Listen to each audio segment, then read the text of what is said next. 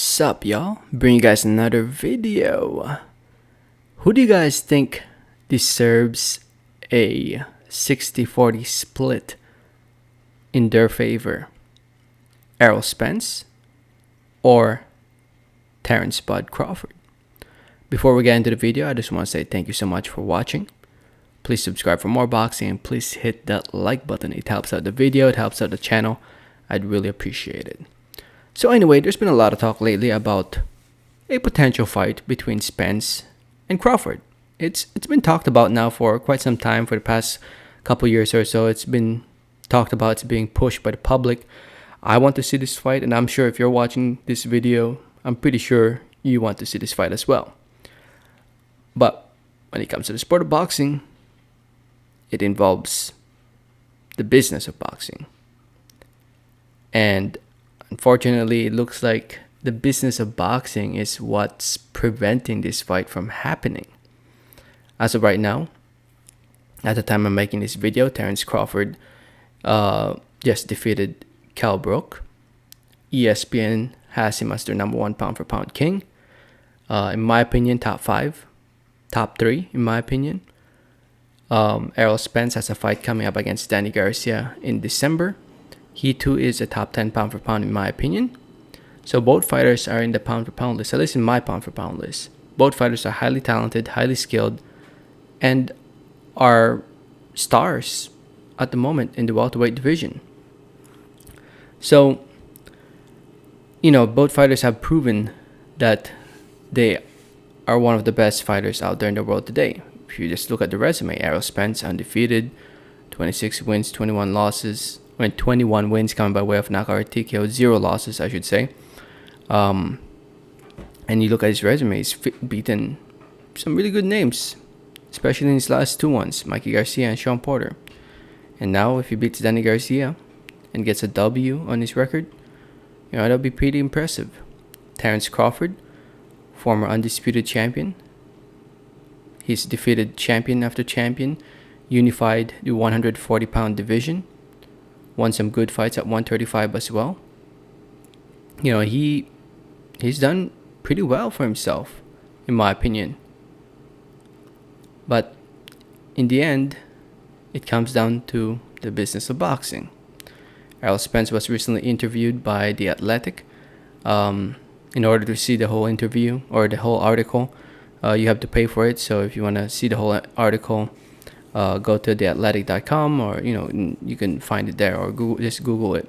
But anyway, in the article, the Athletic, they interviewed him, and he said something around the lines about how he thinks that he should get the bigger share, that he deserves the 60-40 split in his favor. He believes that it's the right price, especially after the comments from Bob Arum. If you guys didn't know, Bob Arum made some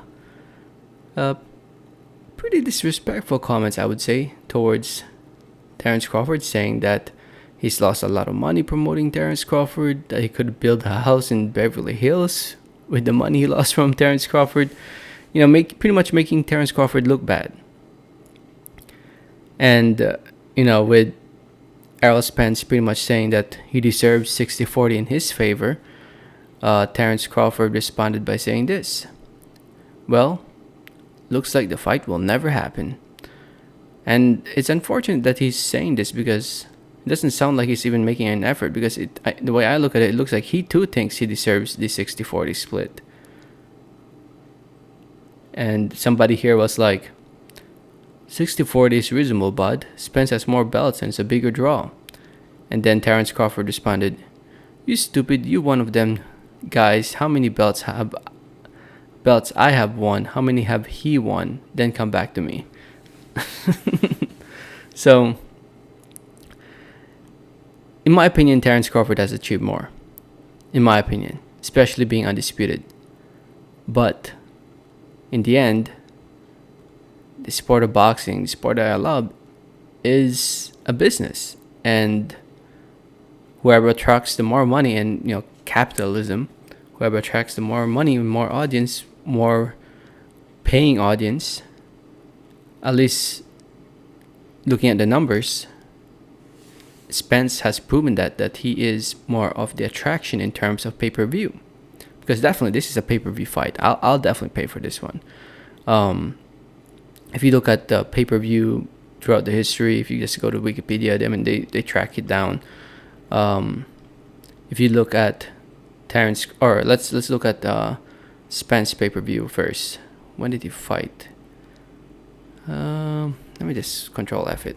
Spence. There we go. So Errol Spence versus Sean Porter. That fight was on Fox pay-per-view, and that sold around 350,000 pay-per-view buys. Errol Spence versus Mikey Garcia was also on Fox pay-per-view, and that sold 375,000 pay-per-view buys. Obviously, not super great numbers in comparison to the days of Pacquiao and Mayweather fighting on pay-per-view, but for their popularity, it ain't bad. The biggest one, if you're wondering, recently was the rematch between Fury and Wilder, which sold around 1.2 million pay-per-view buys, which was pretty impressive if you ask me.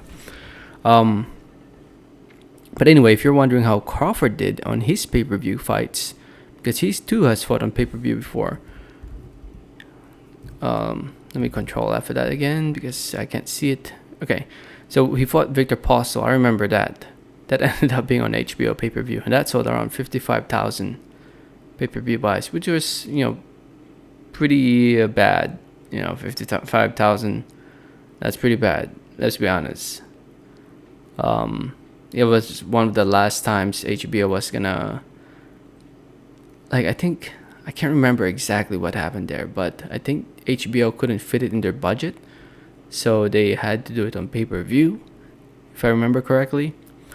And then he fought Amir Khan in 2019 on pay-per-view, and that sold around 150,000 pay-per-view buys. That's still lower than the 350 and 375,000 pay-per-view buys of Errol Spence. But then again, Errol Spence fought more popular American fighters, Mikey Garcia and Sean Porter, so they definitely had a draw into the pay-per-view card. At least that's the way I look at it. Amir Khan is from the UK, Victor Postel is from Ukraine. You don't really have that many people here in the States who are willing to pay to see them fight. So maybe that affected his pay-per-view events. But still, numbers don't lie. Especially after this pay-per-view card that's coming up, Danny Garcia versus Errol Spence, because I'm sure that's gonna sell around probably the same as 375, 350. Definitely more than the 150 of Crawford versus Khan. I'm sure about that. So, in my opinion, when it comes down to it, both fighters deserve a 50-50 split. But with that being said, if it really does have to come down to whoever deserves a 60-40 split, looking at it from the business point of boxing, Spence definitely should get the bigger cut because he attracts more money. He brings in more money into this fight. But both fighters are highly talented. Both fighters make for a great fight.